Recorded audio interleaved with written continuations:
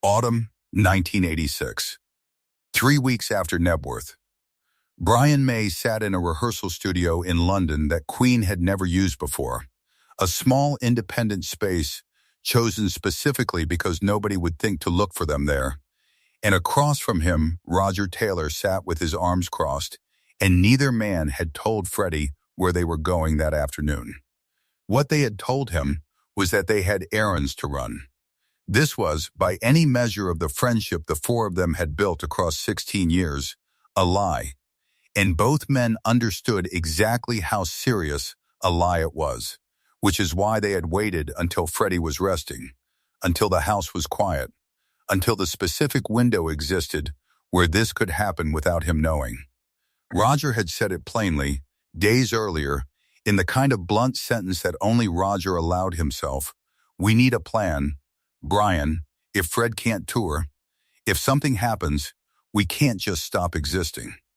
We have crews, we have commitments, we have people depending on this band continuing." Brian had argued against it initially, had said the idea felt like a betrayal even to consider. But Roger's logic carried the specific weight that logic carries when it is wrapped around fear, and eventually Brian had agreed, with the explicit condition that this remain entirely secret, that this be understood by everyone involved as contingency planning and nothing more, a hedge against a future neither of them wanted to imagine, but both of them, quietly, separately, had begun imagining anyway since the moment Freddie had said the sentence about Budapest that neither of them had fully processed at the time. The young singer arrived at 3 in the afternoon, recommended by a vocal coach who had trained several West End performers, a man in his late 20s with an unusually flexible range and, according to the coach's private assessment, the specific vocal texture that could approximate Freddie's most difficult passages without collapsing into imitation. He did not know, walking into that studio, exactly what he was auditioning for. He had been told only that a major rock act needed a vocalist capable of covering complex material on short notice, contingency work, nothing more specific than that. And Brian and Roger had agreed beforehand not to name the band until the audition itself was underway. A small mercy that allowed the young man to sing without the crushing weight of knowing whose shoes he was being measured against. He began with something relatively simple, a mid-range passage chosen to warm up. And Brian watched Roger's face carefully during those first bars. Watched for the specific reaction that would tell him whether this had been a mistake or a necessity. And what he saw was Roger's professional assessment sliding slowly into something more complicated. Something closer to discomfort. The recognition that competence was not the same thing as Freddie, that a voice could hit every correct note and still fail to produce the specific quality that made an audience feel a particular way in their chest when Freddie Mercury sang the exact same notes. The young man moved into more demanding material next, following the sheet music Brian had prepared, and his technical execution was genuinely impressive, better than either Brian or Roger had expected walking in, and for a few bars Brian allowed himself to consider the practical relief this represented. The specific comfort of knowing that, if the worst happened, the machinery of the band could theoretically continue, that thousands of people's livelihoods would not simply evaporate because one man's body had betrayed him. What none of them knew, what none of them could have known, given the specific arrangement of that afternoon, was that Freddie Mercury was not resting at Garden Lodge as they had assumed. He had grown restless that afternoon, had asked his driver where Brian and Roger had gone for their supposed errands, and something in the driver's careful evasiveness had told Freddie exactly what he needed to know, without a single direct word being spoken. Freddie arrived at the rehearsal studio quietly, entered through a side door the band used for exactly this kind of discretion, and stood in the corridor outside the room where the audition was taking place, listening through a door that had been left slightly ajar by an assistant who had not thought to close it completely. He stood there for nearly 10 minutes. He heard the young man's voice moving through phrases Freddie had spent years perfecting, heard the technical competence, heard the specific way a trained voice could approximate, but never quite replicate the particular damage and glory that had shaped Freddie's own instrument across decades of use and abuse and genuine artistic obsession. What Freddie felt standing in that corridor has never been described by anyone who was actually present, because no one but Freddie himself was present, and Freddie never spoke about those 10 minutes to another living soul in any account that has survived him. What is known, what Brian and Roger have both confirmed across separate interviews conducted decades apart without ever fully coordinating their stories, is that the rehearsal room door opened without warning, and Freddie Mercury walked in wearing the specific expression that both men would later describe as unlike anything they had seen from him before. Not angry exactly, not devastated exactly, but occupying some entirely new emotional territory that neither of them had a name for at the time and struggled to name even decades later. The young singer stopped mid-phrase, recognized immediately who had entered the room, and by every account of the moment that survives, went completely silent, understanding without being told that he had just become the accidental center of something far larger than a routine audition. Freddie did not raise his voice.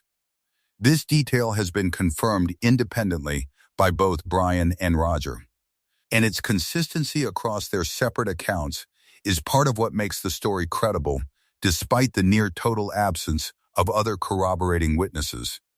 He walked further into the room, looked at the young man with an expression that shifted according to Roger's later description, from something cold into something almost gentle, and said the words that have become, among the small circle of people who know this story at all, the exact sentence the entire episode hangs on. "Not quite good enough, darling, but thank you for trying." The young man, by Brian's account, did not know how to respond to this, sat frozen with his sheet music still in his hands, uncertain whether he had just been dismissed kindly or devastated politely. And Freddie did not clarify which interpretation was correct.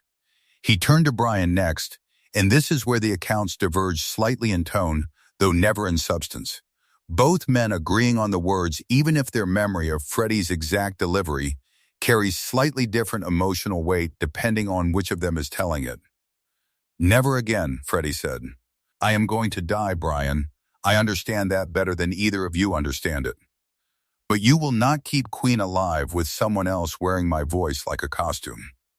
Brian has described this sentence across multiple interviews spanning nearly 4 decades as the single moment in his entire friendship with Freddie Mercury that he felt most completely and permanently ashamed. Not because the plan itself had been wrong exactly, not because contingency planning for a business with dozens of dependent livelihoods was inherently a betrayal, but because Freddie had discovered it exactly as it was happening, had walked in on the specific evidence of his own mortality being quietly rehearsed for by the two people he trusted most. And there had been no way to soften that discovery, no way to frame it as anything other than what it actually was. Roger has been notably more reluctant to discuss this story in detail across the years, offering only fragments when the subject arises.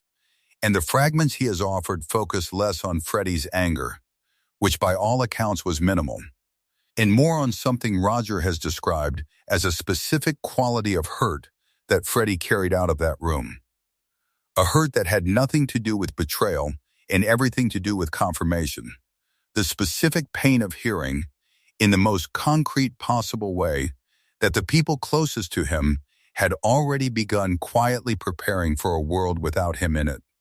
The young singer left the studio that afternoon and, according to the vocal coach who had recommended him, never discussed the audition again with anyone, not out of instruction, but out of what the coach described as a kind of instinctive understanding that he had witnessed something not meant for further circulation.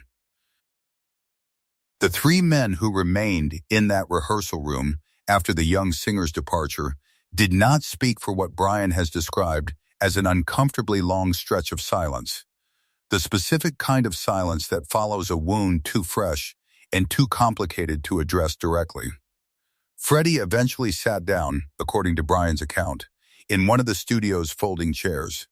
And the anger or hurt or whatever specific emotion had brought him through that door seemed to drain out of him almost entirely, replaced by something closer to exhaustion. And it was in this exhausted quiet that he said the sentence Brian has repeated most consistently across every interview where this story has come up. The sentence that seems to capture, more than any other detail of that afternoon, what the entire episode actually meant to Freddie beneath the initial sting of discovery. I don't care what happens to the songs after I'm gone. Play them with anyone you like. Cover them, reinvent them. Let 100 different voices sing them at 100 different festivals for the next 50 years.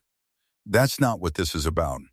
Brian asked carefully what it was about then, and Freddie's answer, according to Brian's account, came without hesitation, delivered with the specific clarity of someone who had clearly thought about this question long before it was ever asked directly. It's about this being mine while I'm still here to own it. You can have everything after, but not before. Not while I can still stand up and sing it myself, even if standing up gets harder every single day. Roger has confirmed the substance of this exchange, though he has always been notably more careful about the exact wording, offering instead his own paraphrase that captures what he understood the moment to mean, rather than claiming perfect recall of Freddie's precise language. What makes this story different from the dozens of other private moments that have leaked out of Queen's history across the decades since Freddie's death is the specific absence of any anger that survived the initial confrontation. Freddie did not punish Brian or Roger for the audition. He did not bring it up again in any documented conversation either man has described. He did not change his behavior toward either of them in any way that either man noticed in the months that followed, continuing to work alongside them on what would eventually become the miracle with the same collaborative intensity he had always brought to the studio. The same specific generosity with his ideas and his time that had characterized their partnership across 16 years. The young singer, for his part, disappeared entirely from any documented account of Queen's history. His name never recorded in any surviving document related to the band. Known only through the second-hand recollections of a vocal coach whose own account has never been independently verified by any journalist who has attempted to track it down across the years since Brian and Roger first began. Separately and reluctantly, confirming that some version of this story actually happened. Some biographers have questioned whether the audition occurred exactly as described, whether the specific dialogue attributed to Freddie represents accurate memory or the kind of narrative smoothing that happens naturally when two men separately recall an emotionally significant afternoon across nearly 4 decades of retelling. What remains consistent across every version of this story that has surfaced in interviews and biographical research since is the core shape of what happened. A secret contingency plan, a door left slightly open, 10 minutes of listening that no one has ever been able to describe from the inside, and a single sentence, delivered without anger, that established something Freddie Mercury apparently needed established beyond any possible ambiguity. That whatever happened to his songs after he was gone belonged to the world entirely and without restriction, but that his voice, while he was still alive to use it, belonged only to him. The Queen that continued after that afternoon in 1986 never again, according to any surviving account, discussed contingency vocalists or backup plans of any kind, choosing instead to simply continue working at whatever pace Freddie's health allowed, accepting implicitly the specific arrangement Freddie had articulated in that folding chair. That the band's future would extend exactly as far as Freddie's voice could carry it, and not one measure further while he remained alive to sing. This decision cost the band commercially in ways that became more apparent as Freddie's illness progressed. Tours that were never booked, opportunities that were quietly declined without public explanation. A specific commercial caution that outside observers at the time attributed to changing musical tastes or the band's own creative fatigue rather than the actual reason, which none of the four men involved ever discussed publicly during Freddie's remaining years. The young singer whose single afternoon in a rehearsal room became, without his full understanding at the time, one of the more emotionally significant, unrecorded episodes in the band's history, has never come forward publicly to confirm or expand on his own memory of that day, whether out of the same instinctive discretion the vocal coach described, or simply because the specific magnitude of what he witnessed only became clear to him years later, after Freddie's death. After Knebworth had been retroactively understood as the final concert, after the sentence about Budapest had circulated widely enough that anyone paying attention could piece together what Freddie must have already known, on some level in the autumn of 1986, standing in a corridor listening to another man's voice, attempt to approximate something that could never actually be replaced.